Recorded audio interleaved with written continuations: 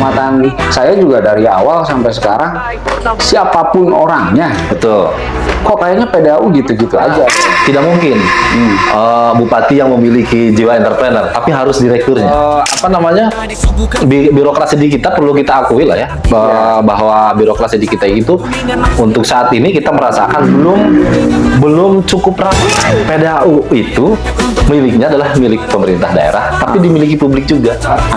PDAU itu dikasih modal, Perda nomor 8 tahun 2009 itu 17 miliar 35 juta. Kenapa masih tetap ngambilnya adalah Perumda, bukan PT Perseroda. Dharma aja kan yang akhirnya diambil alih Jaswita kan berarti ada ketidakpercayaan terhadap PDAU. Itu diajukan dia kan nanti konsekuensi modal juga kan.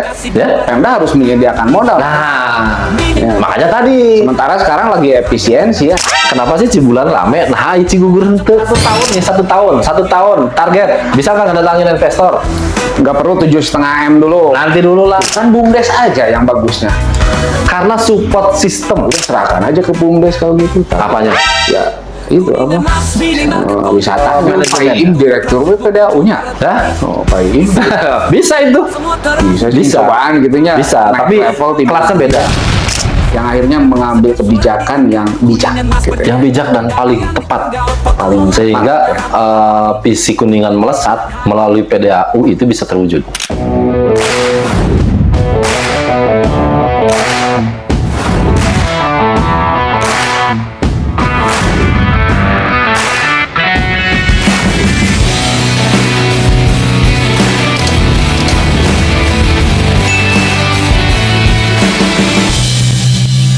Assalamualaikum warahmatullahi wabarakatuh, pemirsa Kuningan Mas Channel. Kita kembali ke podcast Kuningan Mas.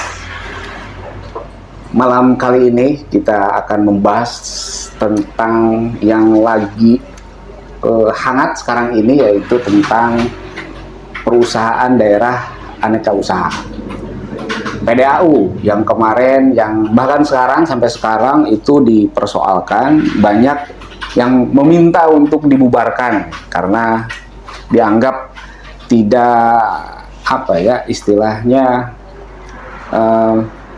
tidak berjalan sesuai dengan ekspektasinya gitu kan. Itu, dan sekarang kita akan membedah nih tentang PDAU sampai ujungnya nanti ada solusi.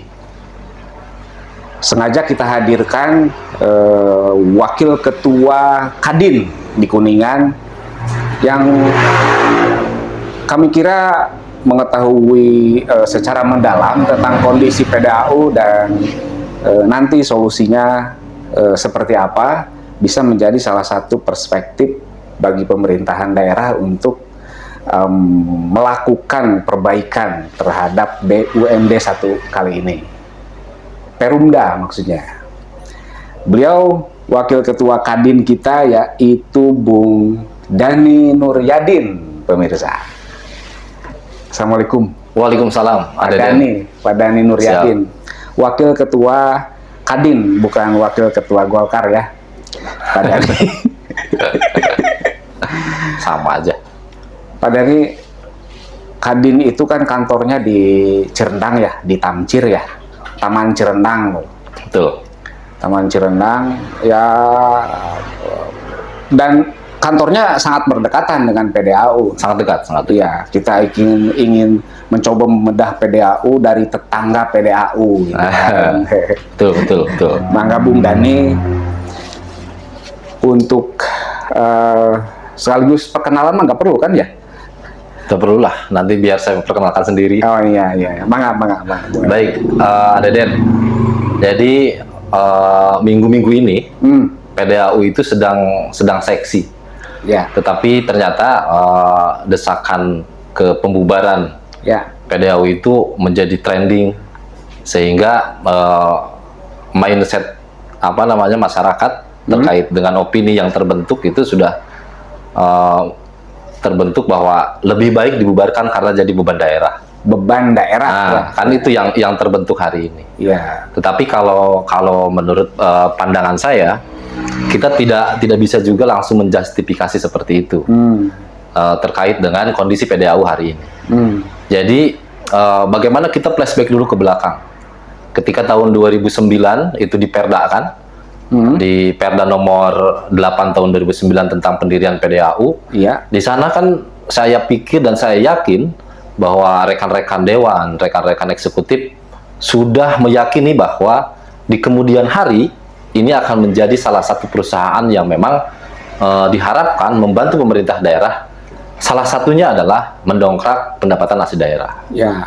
Nah, sehingga tetapi seiring berjalan selama 16 tahun ini, kalau kita hitung kan dari 2025, 2009 itu sekitar 16 tahun. Berarti usia udah 16 tahun PDAU. Usia sebenarnya kan sudah remaja ya, sudah sedikit sebentar lagi untuk menuju dewasa kan begitu. Iya, iya.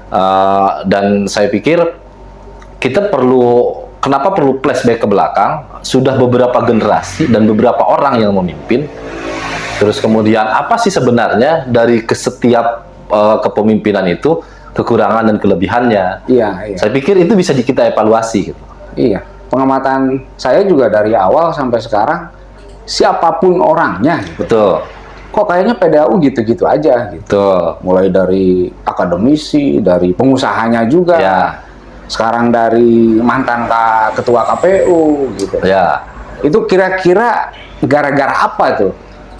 Ya, kalau sebuah perusahaan didirikan yang orientasinya adalah profit oriented, Ya, maka harus ada jiwa entrepreneur dulu di si pemimpinnya. pemimpinnya jiwa entrepreneur. Ya, karena oke. tidak mungkin bupati yang memiliki jiwa entrepreneur, tapi harus direkturnya. Karena KVM itu, penanggung jawab itu banyak yang dipikirkan. Ya. Tidak hanya PDAU. Makanya kenapa dibuat sebuah perusahaan daerah, sehingga untuk, perusahaan ini agar memikirkan tentang bagaimana caranya pemerintah daerah punya core bisnis. Ya kan, di luar BPR, di luar PT LKM, di luar PDAM kan gitu. Yang memang core bisnisnya berbeda-beda. Nah, sehingga fungsi PDAM itu adalah pelayanan, fungsi BPR juga sebenarnya kan lebih ke pelayanan bagaimana keterjangkauan masyarakat untuk mendapatkan kredit lebih mudah kan gitu. Terus kemudian PT LKM juga sama, yang kerjasama dengan pemerintah provinsi. Nah, di sisi yang lain, potensi Kabupaten Kuningan itu sangat luar biasa. Pertaniannya lebih dari 50% ladang, itu kan bisa dijadikan sebuah ladang usaha. Terus kemudian pariwisatanya sudah terkenal, tetapi kenapa yang viral itu malah yang swasta gitu? Iya kan? Sementara pemerintah daerah yang memiliki wilayah, yang memiliki aset-aset yang bisa dikembangkan, kok punya perusahaan daerah yang core bisnisnya pariwisata, itu tidak bisa seperti pihak swasta. Nah, ini kan ada persoalan. Ya, berarti kurang entrepreneurnya, pemimpinnya. Betul. Bisa jadi dari personal SDM-nya, bisa jadi mungkin bentuk perusahaannya, itu juga bisa berpengaruh. Nah, jadi banyak hal sebenarnya yang bisa dilakukan untuk memperbaiki. Itu kan kalau dipotong dulu maksudnya. Kalau entrepreneur dulu juga kan pernah tuh Pak Joni, Betul. Pak Ben Hardy, Ya. Pak Imam, yang backgroundnya itu kan pengusaha. Tapi kok tetap aja gitu maksudnya. Ya, ada perbedaan.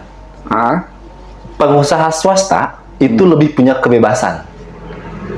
Karena dia modal sendiri, kemudian ketika dia ingin mengajukan ke perbankan, pinjaman atau apa, dia bertanggung jawab sendiri.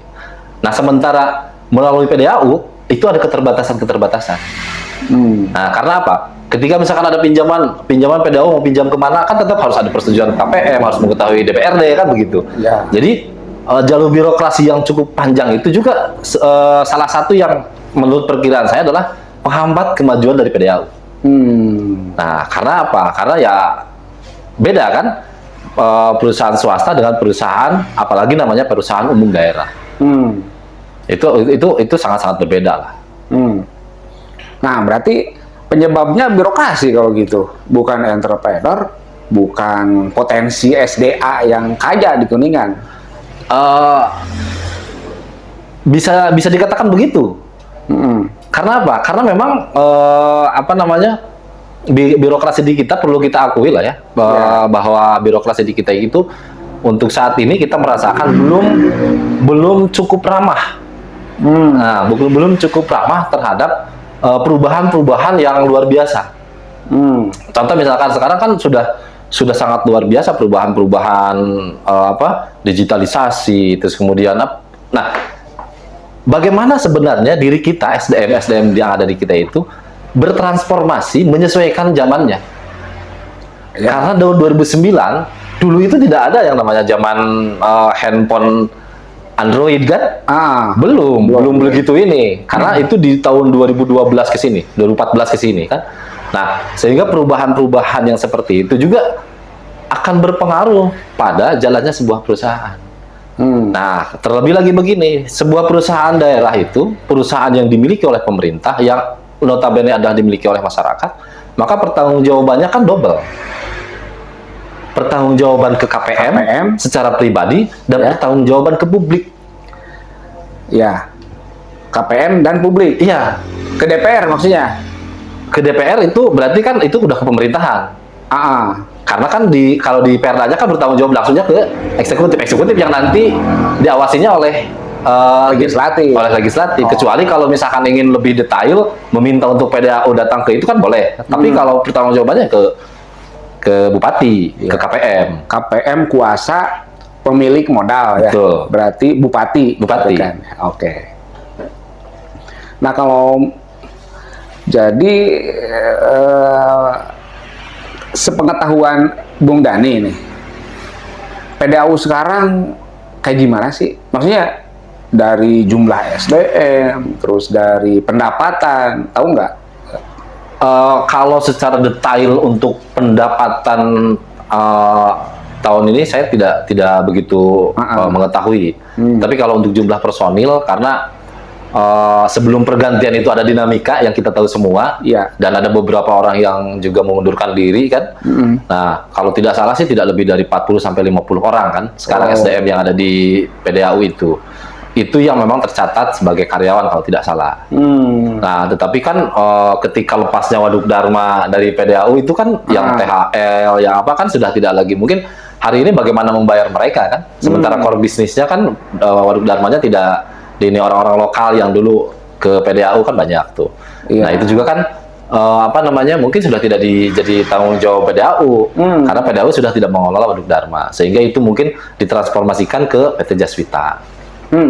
SDM-nya kan, yang artinya berarti PDAU hanya mengandalkan Waduk Dharma ya kemarin waktu masih memegang Waduk Dharma.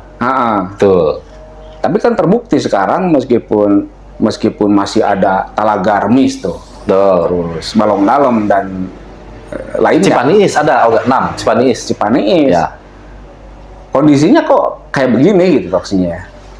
Gini, kalau bisa kita bayangkan bahwa dari 6 yang dimiliki hak hak ininya dari TNGC, itu yang memberikan kontribusi yang baik itu kan bisa dihitung jari.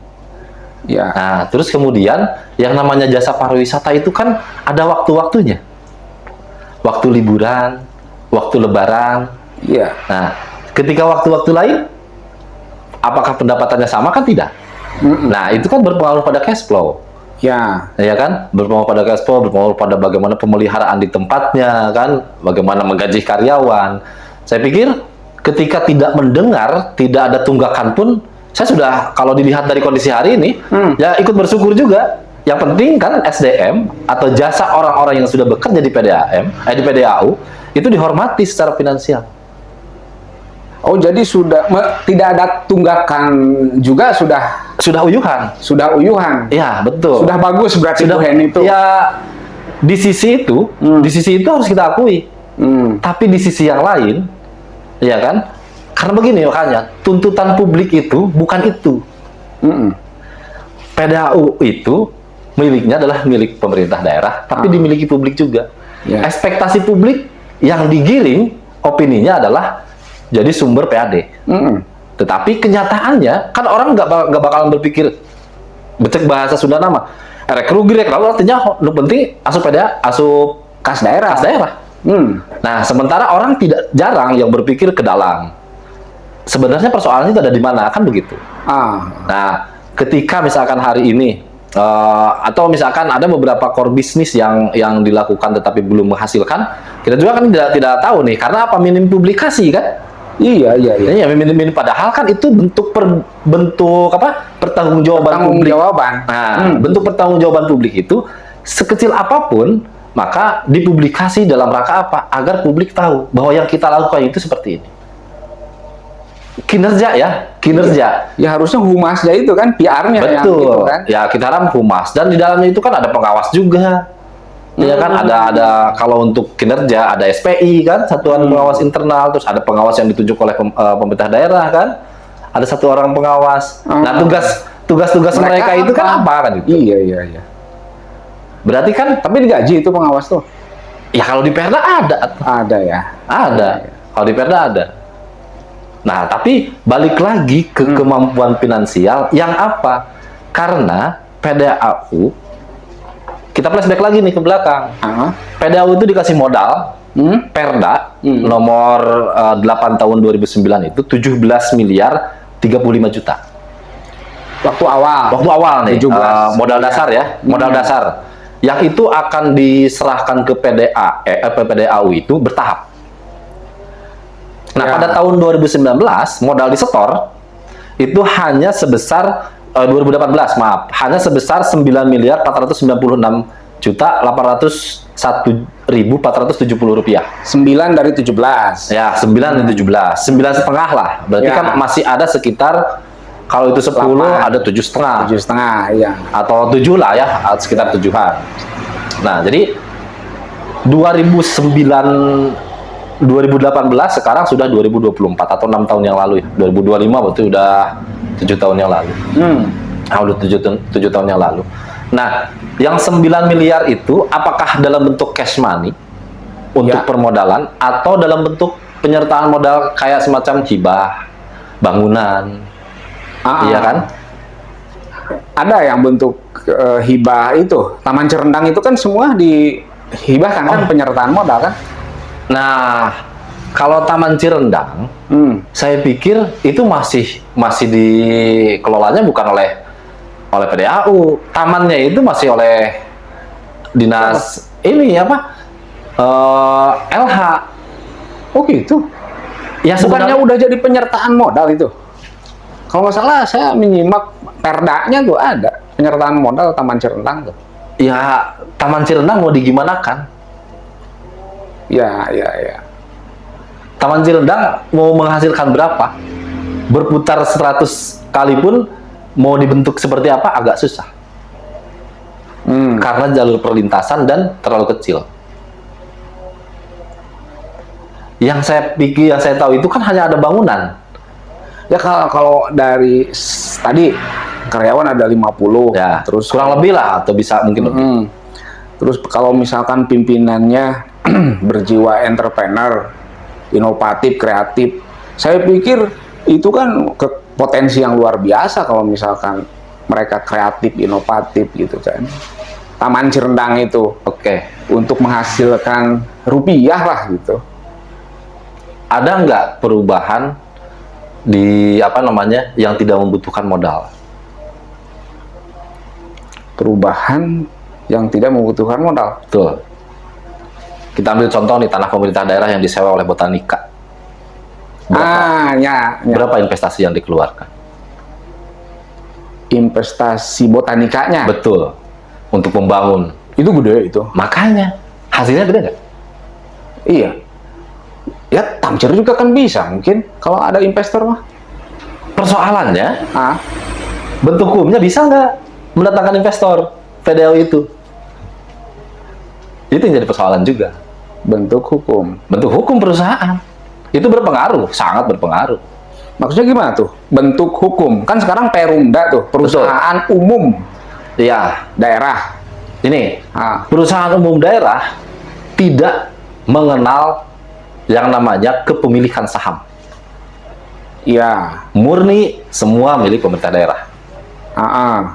Iya kan? Ya. Tapi kalau PT ada pembagian saham. Jadi ada kejelasan bagi investor tentang kepemilikan saham. Secara hukum, investor lebih lebih yakin. Karena apa? Peraturannya berbeda. Aturannya berbeda. Dan di Perda juga kan dimungkinkan sebenarnya untuk perubahan bentuk hukum diatur di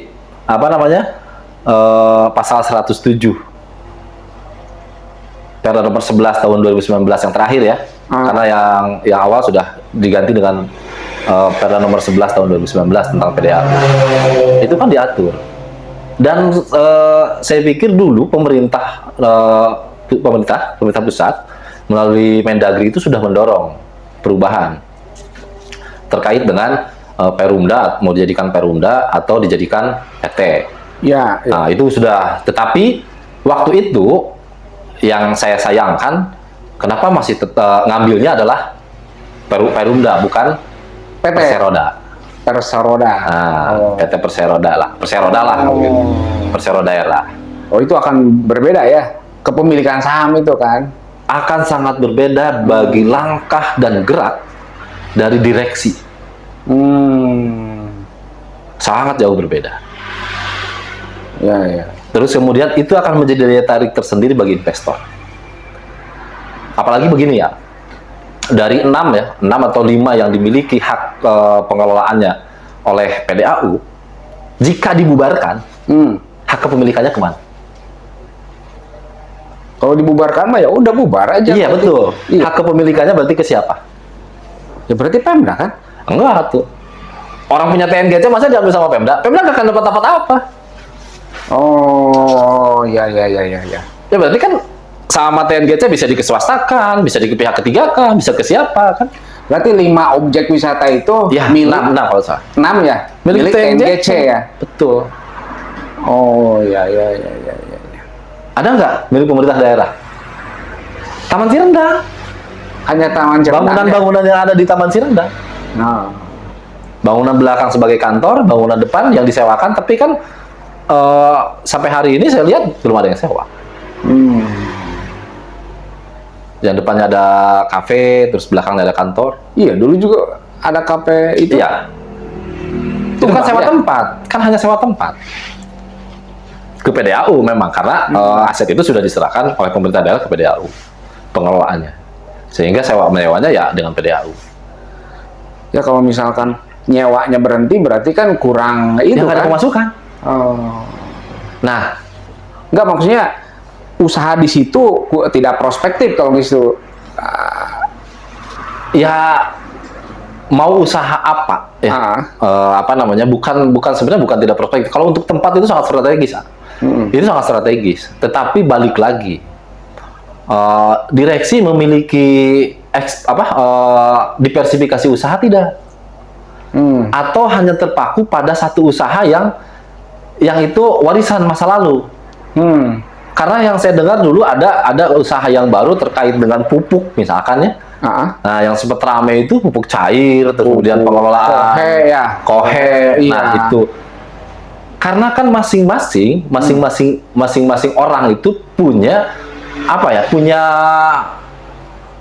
kepentingan secara pribadi, iya kan? Pertama mungkin karena itu bukan core bisnis saya tidak mampu, makanya ditinggalkan. Nah, ada nggak aturan-aturan yang mengikat terkait ketika yang sebelumnya ada ini terus diteruskan oleh yang selanjutnya, atau bagaimana pola dan caranya? Ini kan hanya ketika selesai lagi audit atau gimana, kan kita nggak ngerti. Dari setiap kepemimpinan yang berbeda-beda, ada nggak yang dilanjutkan? Kan dulu banyak sebenarnya, dulu sudah banyak diversifikasi usahanya kan banyak dulu. Tetapi apakah itu ada yang diteruskan atau tidak? Karena apa? Rata-rata mindset direktur yang ada di keterpilihan kemarin itu kan berbeda-beda. Saya senangnya ini, saya yakin bahwa dengan usaha ini akan menjadi ini kan begitu. Yang lama juga sama seperti itu. Sehingga itu dikembalikan lagi ke SDM. Berarti kesimpulannya Bung Dhani tidak setuju pembubaran ya? Sayang sebenarnya. Sayang kalau dibubarkan. Karena apa? Suatu saat pemerintah daerah butuh perusahaan yang bergerak di bidang bisnis. Negara saja banyak kok. Tapi kalau selama ini jadi beban daerah gimana dong? Oke, beban daerah. Beban daerah hanya karena tidak memberikan PAD. PAD. Ah. Tapi selama tidak membebani daerah, tidak ada dana yang masuk ke PDAU yang kemudian hilang. Oke lah, kalau kita hitung 16 tahun dengan 9 miliar, ya penyertaan modal 9 miliar itu dibagi 16 tahun lah gitu ya. Kan kita sudah membayar SDM, sudah apa namanya pemeliharaan, sudah apa. Hitung-hitungannya kan sebenarnya pemerintah bukan berkata rugi atau tidak rugi. Iya kan? Adanya pemerintah kan bukan berarti, tapi adanya perusahaan, pasti akan ada kaitannya dengan untung rugi. Tapi dengan pemerintah tidak ada ruginya pemerintah. Contoh investasi Waduk Dharma puluhan miliar, rugi atuh, mun menang-menangan 1 miliar setahun, seratusan tahun kan bukan itu core pemerintah hadir itu. Pemerintah hadir itu kan menimbulkan apa? Karena tujuan PDAU itu kan bagaimana PDAU menjadi corong bagi masyarakat untuk pertumbuhan ekonomi juga. Nah ini kan yang apa namanya, yang kadang-kadang tidak terpikirkan oleh direksi mungkin ya, oleh sebelum-sebelumnya itu, bahwa tugas PDAU yang ada di dalam Perda itu sangat luar biasa kalau bisa menggerakkannya. Sebenarnya kan tidak perlu jauh-jauh berpikir bisnis apa, kembali ke Perda, baca Perda, lakukan apa yang ada di dalam Perda. Lakukan apa yang di dalam Perda. Betul. Apa tuh? Kan banyak, ada 10. Ada 10 item, pariwisata, pertanian, perikanan, kan jasa lainnya, banyak. Masa sih hanya pariwisata aja? Kan pertanian ada, tapi harus ada apa? Harus ada political will, kemauan bersama. Iya kan? Ya. You mampu tidak? Misalkan Ilka Direktur pada saat fit and proper test, apa yang bisa dilakukan? Tapi jangan awang-awang. Didasarkan pada apa? Bukan awang-awang, tapi didasarkan pada aturan yang ada. Oh ini bisa nih. Oh ini pendekatannya ke sini. Kita punya balai misalkan, balai pembibitan misalkan. Kan itu di sana ada core business. Ya kan? Ada KRK. KRK Kebun Raya Kuningan. Kebun Raya Kuningan yang mempunyai potensi yang sangat luar biasa. Siapa sekarang yang mengelola? Hutbun kan? Hutbun Kuningan. Di LH kan? Di salah satu kan sekarang sudah tidak ada Hutbun. Adanya di LH kan? Disatukan kalau tidak salah ya, atau di mana, di pertanian, di LH kan? LH, ya. Dan itu hanya dalam satu bidang kan? Iya. Nah, ada 171 hektar. Ada yang memang sengaja itu memang harus dikelolanya oleh LH, tapi ada persentasi dari total 171 itu yang bisa dijadikan tempat untuk ruang bisnis, ruang pengembangan ekonomi. Tinggal dibagi-bagi saja kan, itu political will. Mana yang memang ini dijadikan core bisnis, ya kan? Mana yang memang ini ini adalah tempat untuk bagaimana pohon-pohon yang ada yang asli Kuningan itu terjaga. Terus kemudian banyaklah biota-biota yang memang harus dijaga di Kuningan. Itu kan berbeda, ada 171, tinggal dibagi-bagi saja. Mudah kan? Mana yang dikelolakan sekarang? Kita masuk ke KRK. Kan tidak dikelola oleh PDAU. Ya kan? Karena mungkin dana anggaran dari masuk itu ya untuk pemeliharaan juga KRK. Iya. Ya kan? Ya jangankan KRK. Waktu Waduk Dharma aja kan yang akhirnya diambil alih Jaswita, kan berarti ada ketidakpercayaan terhadap PDAU kan? Ya, memang cukup wajar lah 16 tahun publik disajikan oleh sebuah perusahaan yang memang diharapkan publik. Saya tahun 2008 itu ikut mendorong lahirnya PDAU. Cuman dulu kalau saya lebih ke mendorong PDAU itu sebagai off-taker, sebagai agent. Ya. Bagaimana petani Kuningan itu terjamin harganya, terjamin pasarnya. Bagaimana UMKM Kuningan itu bisa go public, itu terjamin segalanya. Siapa yang bekerja? PDAU. Karena aneka usaha. Kan peternakan bisa, pertanian bisa, perdagangan bisa, jasa lainnya bisa. Itu yang didorong Ada dulu. 10, iya. Iya. Kan sekarang udah ada di perdanya. Kenapa nggak bisa? Ya ini dikembalikan. Berarti kan dikembalikan ke siapa? Ke direksi. Kenapa hanya ngambil 1? Kan ada 10 Ya. core bisnis. Kenapa itu tidak ditawarkan ke KPM? Ini loh. Pertanian, contoh misalkan. Sekarang, pemerintah pusat lagi menggalakkan MBG. Iya. Iya kan? Iya. Hadir tidak PDAU? Hadir di Cerendang. Betul, hadir di Cerendang. Tapi dalam program-program yang memang di dalamnya itu ada sesuatu yang bisa. Karena apa? Ketika jadi PAD masuk ke daerah, kan balik lagi ke masyarakat. Keuntungan itu berputar. Ada nggak yang mau akomodir itu? Banyak potensi sebenarnya. Iya, iya. Iya, banyak, sangat-sangat banyak potensi. Cuman tadi kita sudah menemukan nih ada beberapa kendala. SDM itu menjadi SDM. kendala. Jadi saya juga punya beberapa catatan sebenarnya terkait dengan pola bagaimana sih menyehatkan PDAU ini gitu. Yang harapan kita itu PDAU menjadi sebuah perusahaan yang memang menjadi perusahaan, oke lah kalau di Jabar ketika pariwisata ya seperti Jaswita, walaupun sekarang lagi diterpa yaitu wajar-wajar saja ketika tidak komitmen dengan aturan-aturan yang ada. Kan itu kembali lagi ke apa? Ke political will dan kepemimpinan di direksi. Karena yang menentukan core bisnisnya tetap yang menjalankannya adalah direksi. Nah, sehingga itu bisa hal-hal tersebut bisa dihindari terkait dengan jangan main-main kan gitu. Jangan sampai belum keluar izin sudah dibangun atau sudah berjalan kan gitu. Nah, jadi ada beberapa analisa yang saya lakukan kajian lah ya secara pribadi bahwa pertama bagaimana sih dianalisa dulu kondisi Perumda. Tadi sudah kita analisa dari berbagai macam kepemimpinan, maka sistem politik berpengaruh pada keberlanjutan PDAU. Sistem politik. Berarti maksudnya ganti bupati, ganti direksi maksudnya atau gimana? Kenyataannya begitu kan? Ya. Jadi apapun, apalagi yang berkaitan dengan pemerintah daerah, itu tidak bisa dinafikan. Satu itu. Terus evaluasi potensi-potensi usaha yang ada. Makanya tadi kalau kita balik lagi ke Perda, 10 itu yang tertulis. Yang tidak tertulisnya apa saja yang memang bisa dijadikan ladang usaha, itu tinggal diajukan saja ke KPM, nanti ngobrol dengan Dewan. Iya.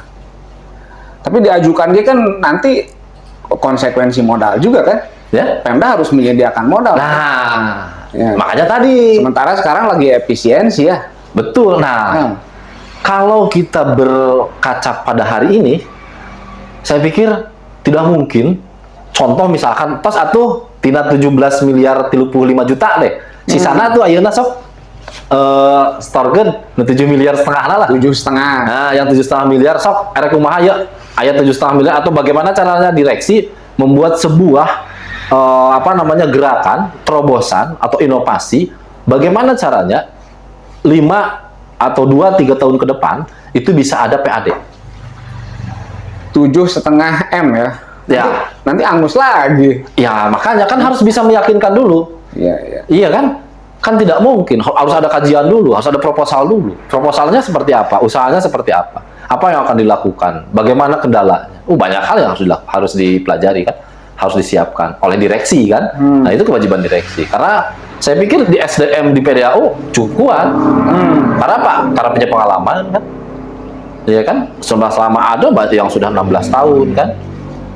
Saya pikir itu menjadi modal juga, modal kuat juga bagi PDAU untuk bisa mengembangkan itu. Nah, terus kemudian kita kaji tadi hukum dan regulasi. Hukum dan regulasi. Nah, hukum dan regulasi itu apa tadi? Kita bandingkan. Ya. Perusahaan umum daerah, ketika bentuk hukumnya perusahaan umum daerah, kendalanya apa saja nih yang akan didapatkan? Ketika misalkan dirubah jadi perseroda, yang PT, apa saja kendalanya, apa saja keuntungannya? Kan itu yang harus yang bisa kita lakukan. Terus kalau saya sih secara pribadi berharap sebelum kita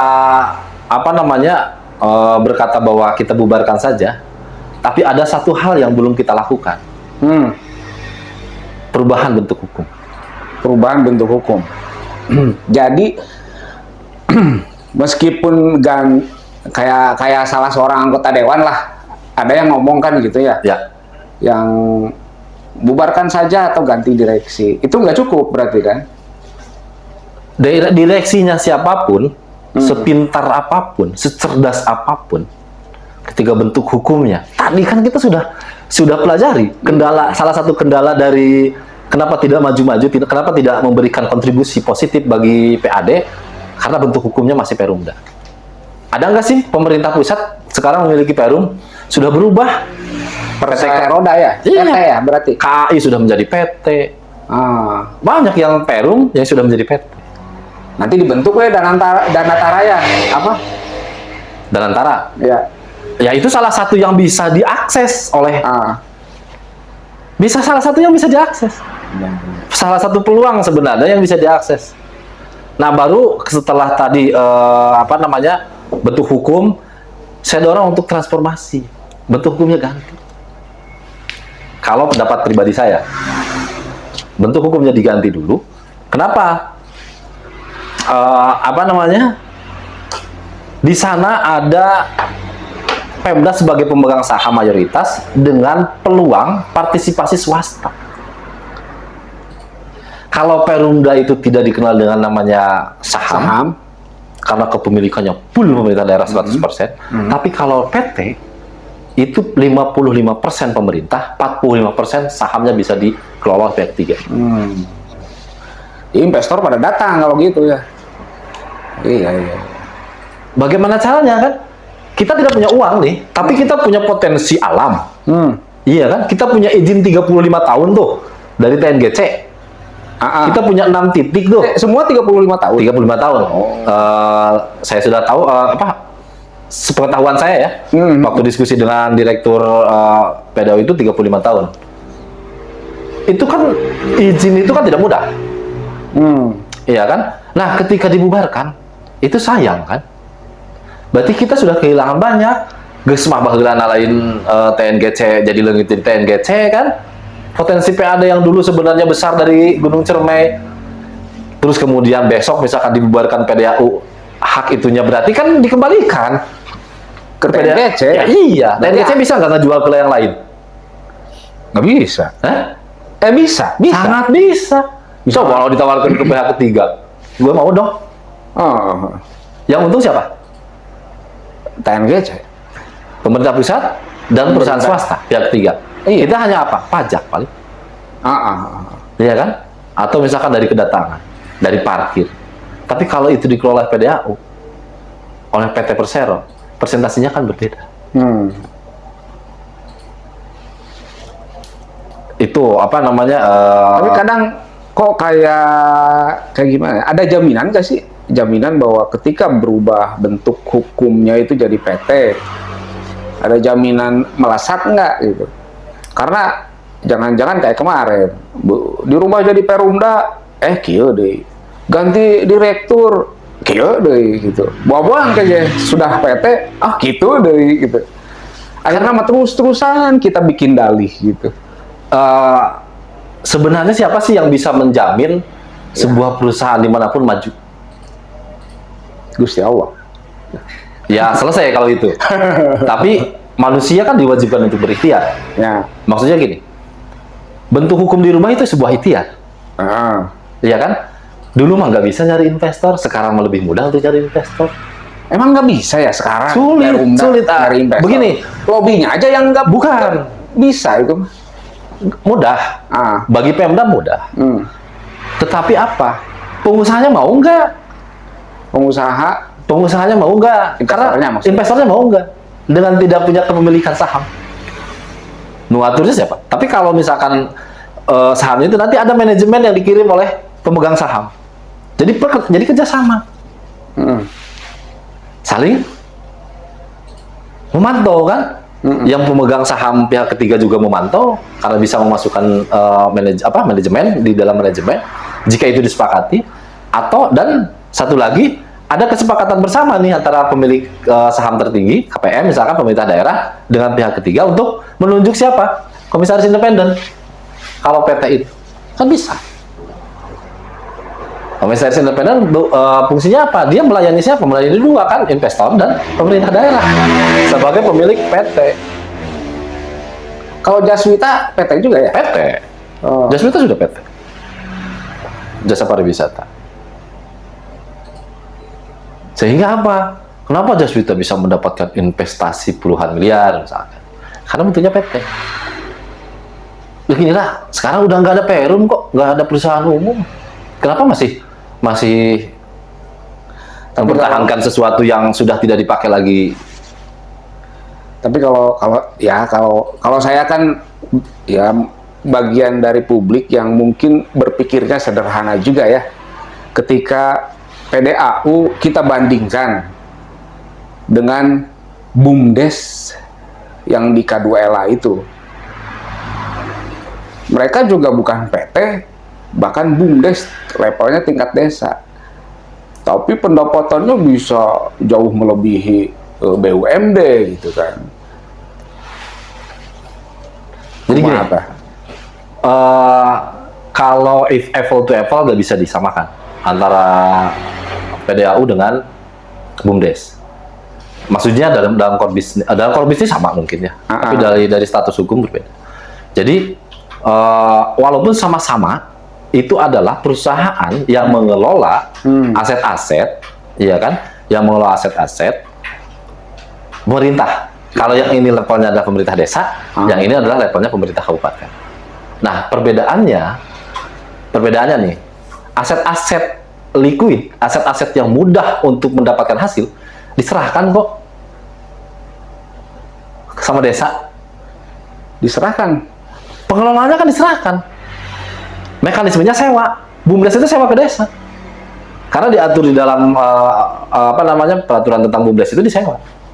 Sewanya tinggal ngobrol karena itu kan miliknya bareng-bareng. Milik masyarakat kan. Terus kontrol masyarakatnya kan kecil skupnya. Beda dengan PDAU yang kontrolnya satu kabupaten kan dimilikinya oleh kabupaten. Ya ambil contoh Talaga Remis atau yang deket lah, Balong Dalam. Balong Dalam perasaan nggak rame-rame gitu kan. Ya maksudnya kurang gitu kan pendapatannya ketimbang Talaga Biru yang di K2LA gitu kan. Atau Talaga Remis lah. Talaga Remis itu kan deket ya. Gini, saya bersahabat dekat dengan Iim. Yang Direktur BUMDesma K2LA. Dia pernah menjadi terbaik Jawa Barat. Nomor 1 di Jawa Barat. Pengelolaan BUMDes pariwisatanya. Nah, terus kemudian apa yang dilakukan oleh Iim? Iim itu melakukan hal yang sebenarnya sederhana, yaitu ikut menyesuaikan diri dengan perkembangan zaman. Karena jasa pariwisata, satu hal yang harus dilakukan adalah bagaimana kita mempelajari keinginan publik berwisata itu apa sih. Nah, itu dipelajari dan dilaksanakan. Plus, memang kelebihannya dia punya alam yang bagus. Punya apa? Alam. Punya tempat. Iya kan, tempat berpengaruh. Berarti Talaga Remis nggak bagus. Padahal kan ada lampunya dulu kan. Makanya tadi di awal saya bilang, ya, potensi Talaga Remis itu luar biasa.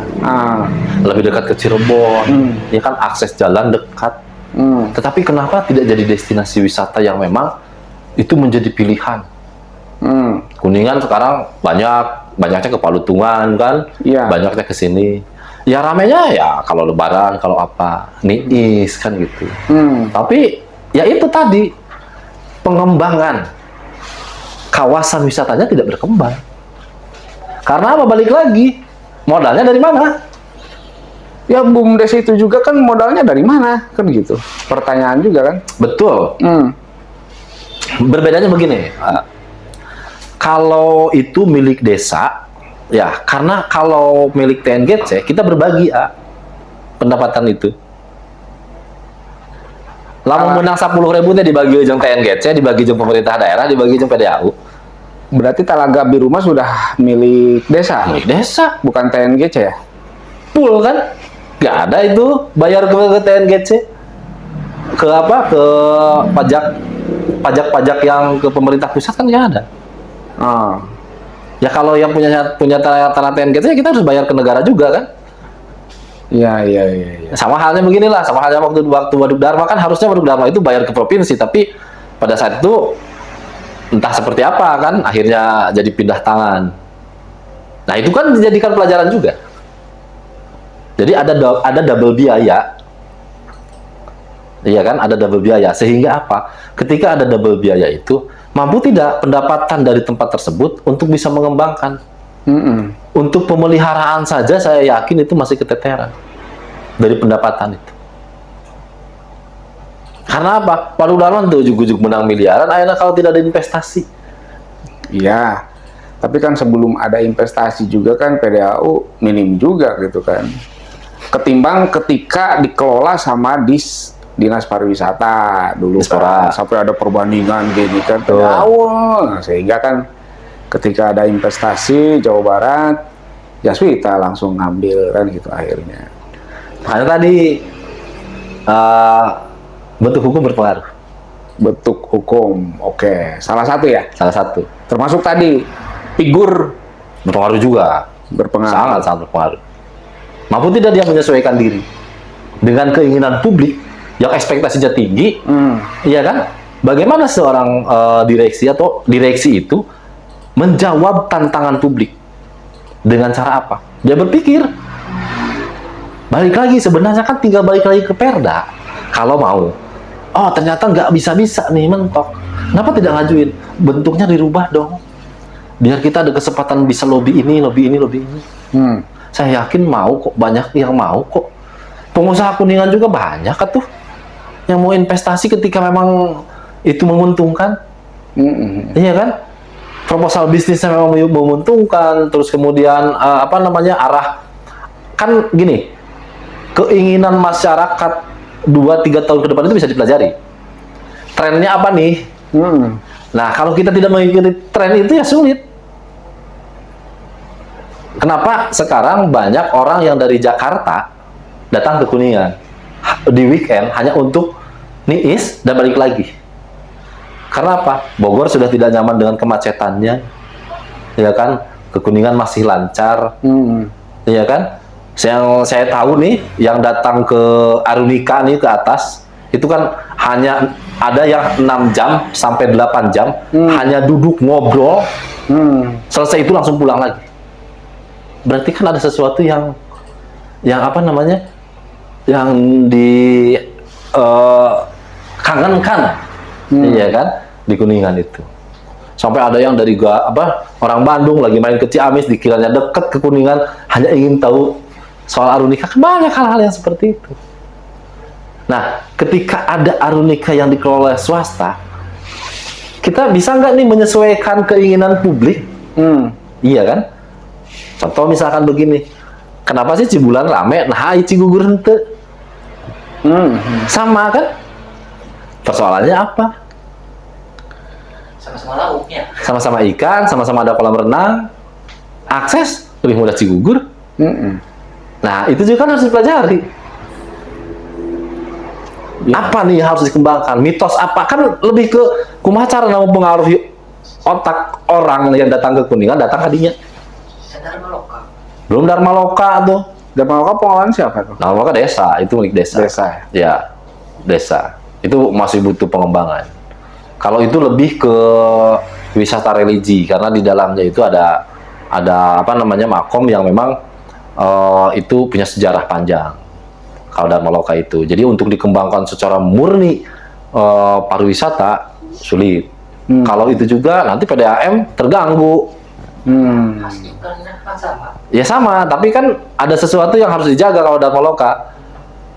Kalau misalkan nanti terlalu banyak orang, terus kemudian airnya tercemar, yang sekarang dikonsumsi oleh yang sekarang dialirkan oleh PDAM, itu kan yang keruh itu. iya kan keruh.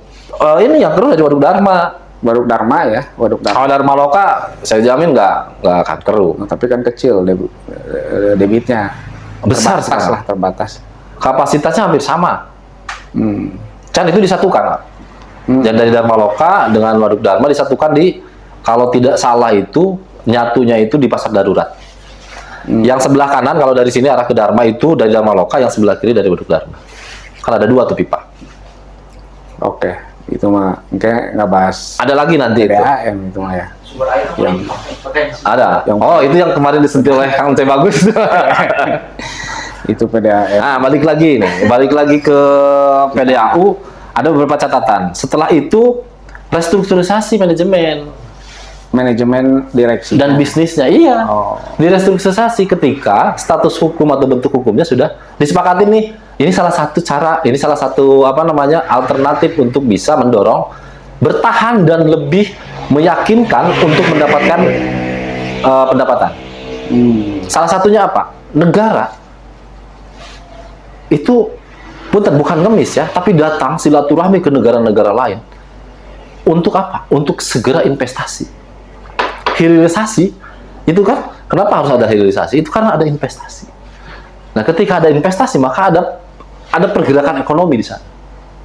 Nah, Kuningan kalau mau ya ramah investasi. Ya. Nah, PDAU kalau ingin mendatangkan investor, bentuk hukumnya dulu di rumah. Kalau pandangan saya, ya bisa saja berbeda kan, pendapat saya begitu. Nah, baru setelah itu bentuk hukum sudah dirubah, manajemennya sudah mau yang itu lagi atau misalkan dirubah, baru nanti optimalisasi pendapatan yang ada. Kita harus berikan dulu kesempatan. Cuman ketika misalkan nanti yang baru, target saja 6 bulan bisa nggak mendatangkan investor. Nih, saya pernah belajar ke tadi Umbul Ponggok, terus kemudian saya pernah belajar dulu ke Jogja. Investasi itu seharusnya itu di tahun ke-7, tahun ke-8, kalau benar serius itu sudah bisa menghasilkan. Ini sudah 16 tahun belum menghasilkan, berarti kan ada apa? Iya kan? Ada apa kan? Berarti ya itu kan ada sesuatu yang memang harus di ini. Salah satunya tadi kan sudah kita bahas bahwa ternyata bentuk hukum itu juga berpengaruh. Nah, itu hanya salah satu. Bukan salah dua. Salah duanya misalkan direksi. Ya. Ya kan harus punya ide-ide cemerlang bagaimana potensi yang ada di Kabupaten Kuningan yang sudah diatur di dalam peraturan daerah itu bisa dikembangkan. Tidak hanya satu core bisnis saja. Iya kan? Atau mau core bisnis satu yang pariwisata, tapi bagaimana caranya core bisnis pariwisata yang dikelola PDAU itu menjadi apa? Menjadi trendsetter. Menjadi tempat yang memang banyak dikunjungi. Kan banyak hal lah. Apakah itu nanti kita bikin, misalkan ya direksi itu bikin aja opini, misalkan lamun kata lagarmis mah menang berkah atau apa, hal-hal maksudnya contoh ya, hal-hal seperti itu menjadi daya tarik. Iya kan? Untuk masyarakat. Ulah dikembangkan telamun ka Waduk Dharma bobogohan pasti putus. Kan bukan itu kan jadi hal-hal seperti itu. Kalau orang Sunda kan hal-hal seperti itu kan menjadi sebuah pembenaran gitu loh. Terjadi kawin ulah kali itu. Nah, sebenarnya kan itu menghambat. Nah, misalkan kacigugur juga apa sih? Wah, pokoknya lamun ieu kudu kacigugur. Kebayang kan? Kumaha carana datang ke jalma kacigugur. Kan harus berpikir, kadang-kadang harus berpikir di luar nalar juga. Iya. Betul. Marketing ya. Oke lah. Ada lagi?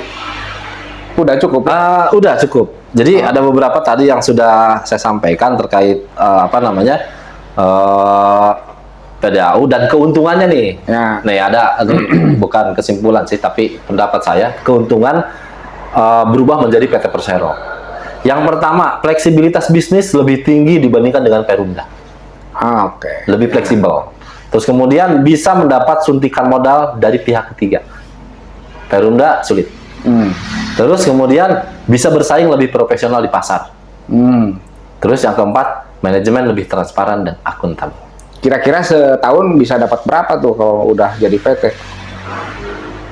Persoalannya tidak bisa begitu. Oh, tidak bisa. Kan Tidak udah penyertaan modal 7,5 M. Begini, Ah, Kalau ingin mengembangkan wisata, itu terlalu kecil. Dengan luasnya Talaga Remis, ya kan? Bagaimana Balong Dalam kita ciptakan menjadi sebuah destinasi wisata ini, ya kan? Begini saja, ketika ada orang yang memang mampu mendatangkan investor, itu aja dulu. Lelang nanti gitu. Betul. Ya. Satu tahun target bisa nggak ngedatangin investor? Nggak perlu 7,5 M dulu. Nanti dulu lah, kan karena- kita boro-boro punten ya.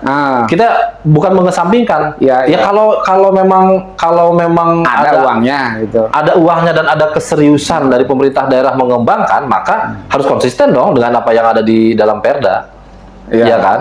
Tapi balik lagi, bagaimana direksi meyakinkan pemerintah daerah dan DPRD untuk dia menginvestasikan, kan begitu. Daripada di KPDAU kan terus kena terjadi nanaon, mending kena di Kabang Jabarkeun kan tiap bulan dapat royalti misalkan atau dapat Iya. keuntungan kan gitu. Iya. Ya kan, ketimbang misalkan akhirnya 10 miliar atau 7 miliar di KPDAU kan. Geus mah terjadi nanaon. Karena apa? Karena kadang-kadang mindset kita harus dirubah juga. Ya. Semua mindsetnya harus dirubah juga. Jangan istilah nama, ayeuna duit kadinya, kudu menang saking, nggak begitu juga. Ini milik publik, Ya. tapi berikan kesempatan dulu. Nah, karena 16 tahun sudah berjalan dengan bentuk hukum Perumda, coba. Karena apa? PT KAI sudah jadi bagus sekarang kan. Bagus dah pendapatannya. Pendapatannya bagus PT KAI sekarang. Coba bisa dirasakan bagaimana revitalisasi kereta api. Itu karena apa? Karena sudah jadi PT. Kan tidak ada lagi, sekarang udah nyaman, tidak ada lagi yang tidak pakai AC kan. PT KAI kan dulu mah padat. Wah, pokoknya transportasi publik yang kurang nyaman itu ya ekonominya kereta api. Tapi hari ini kan publik terlayani dengan baik dan sekarang jadi bagus kan marketnya. Nah, kita kan banyak belajar dari pengalaman-pengalaman yang terjadi secara nasional gitu. Nah, sekarang kita masih memaksakan dengan bentuk hukum perusahaan umum. Perusahaan umum ya kan jangan sampai begini. Perusahaan umum yang disalahkan tidak hanya direksi, Ya KPM. pemerintah daerah. Iya. KPM sebelumnya kalau gitu. Enggak, maksudnya begini, pemerintah daerah, Oh, pemerintahan daerah. ya. Di dalamnya ada siapa? Ada bupati, Dan ada wakil bupati, anggota DPRD.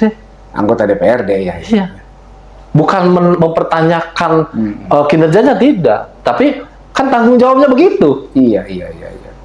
Sebagai pengawas kebijakan yang melahirkan peraturan daerah, ia kan menandatangani bersama, tanggung jawabnya kan bersama. Iya. Bagaimana nih Komisi 2 itu mempertanyakan kan itu ke pemerintah daerah. Nah, itu gejet bae ya. Iya. Nah, ada nggak kajian yang benar-benar memang difokuskan untuk kesatu orang teh keur maker teu boga duit ya, kumaha cara datangkeun duit ka Kuningan. Iya kan? Kalau ada investasi misalkan ratusan miliar ke Kuningan, kan dampaknya sangat luar biasa. Salah satunya apa? Ya kita bukan jual apa ya? Kita punya konsensi dari TNGC cukup 30. lama, 35 tahun. 5 tahun. Itu kan cukup menjadi modal itu. Iya. Tidak mudah kan begitu? Iya. Tidak mudah itu. Terus apakah yang ingin dikembangkan seperti Ciberem, Cigugur, kemudian Talaga Remis itu tidak kurang indah? Terus ada sebelum sebelum Talaga Remis itu ada kolam kan? Itu kan masih dikelola juga oleh PDAU, sampai ada tempat penginapan di sana sampai rusak karena kan tidak optimal. Oh, iya. Talaga. Iya, Talaga itu. Apa itu ya? Saya Iya, saya pernah ke sana. Nah, yang ini apa namanya bisa selfie di dalam, foto di dalam, umbul ponggok saja bisa. Kenapa itu nggak bisa? Umbul Ponggok itu BUMDes. Bumdes. Tuh kan Bumdes aja yang bagusnya. Karena support system. Support system. Gini, support system itu kan masyarakat juga sebagai salah satu support system.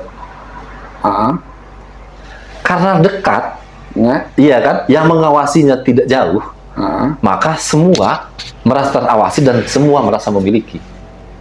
Sehingga apa tantangannya akan berbeda. Masyarakat Kabupaten Kuningan yang sekitar 1.200.000 lebih itu kan tidak bisa mengawasi satu saja. Ya udah serahkan aja ke Bumdes kalau gitu. Apanya? Ya itu apa? wisatanya. 6 wisata serahkan ke BUMDes biar Ya, BUMDes juga kan terbatas anggaran hari ini. Buktinya Kaduela bisa. Kaduela itu tidak ujug-ujug besar. Ya, Tidak ujug-ujug besar. Dulu emang dikasih modal besar enggak? Karena dia punya alam saja yang diserahkan pengelolanya ke BUMDes. Mengalir itu puluhan tahun. Bisa besar begitu enggak? Ayo enggak 60-an tahun. lebih dari 10. Itu pas Paim itu kan. Iya, itu viral apa Paim manajemen. direktur PDAU-nya. Hah? Oh, Paim. Bisa itu. Bisa sih Bisa. cobaan gitunya. Bisa, Naik tapi level, tiba-tiba. kelasnya beda. Oh, Oke, bisa, tapi kan tadi dinamika politik desa dengan dinamika politik kabupaten berbeda, Om. Itu juga berpengaruh. ya udah berarti dinamika kabupaten lebih tidak Kompleks. mendukung. Lebih kompleks. Oke lah. Ya, saking menariknya nih udah 1 jam ternyata Betul. kita ngobrol. Mudah-mudahan gitu. Apa yang tadi disampaikan banyak terutama yang perubahan bentuk hukum itu. Mudah-mudahan itu jadi bahan pemikiran KPM atau bahkan DPRD ya. Betul. Ya jangan hanya sekedar misalkan udah bubarkan atau ganti direksi tanpa mengurai gimana gitu. Betul, Ya, harus persoalannya harus terurai dulu. kayak Pak Jajang itu kan ya. Ya. Itu mudah-mudahan jadi bahan masukan, bahan evaluasi mereka yang akhirnya mengambil kebijakan yang bijak gitu ya. Yang bijak dan paling tepat. Paling Sehingga tepat, ya. visi Kuningan melesat melalui PDAU itu bisa terwujud. Ya, Kan ya. Nah setelah PDAU, baru yang BUMD yang lain kan itu ya. Betul. Yang perlu dibubarkan atau ganti direktur ya. Udah cukup aja. No comment. Itu.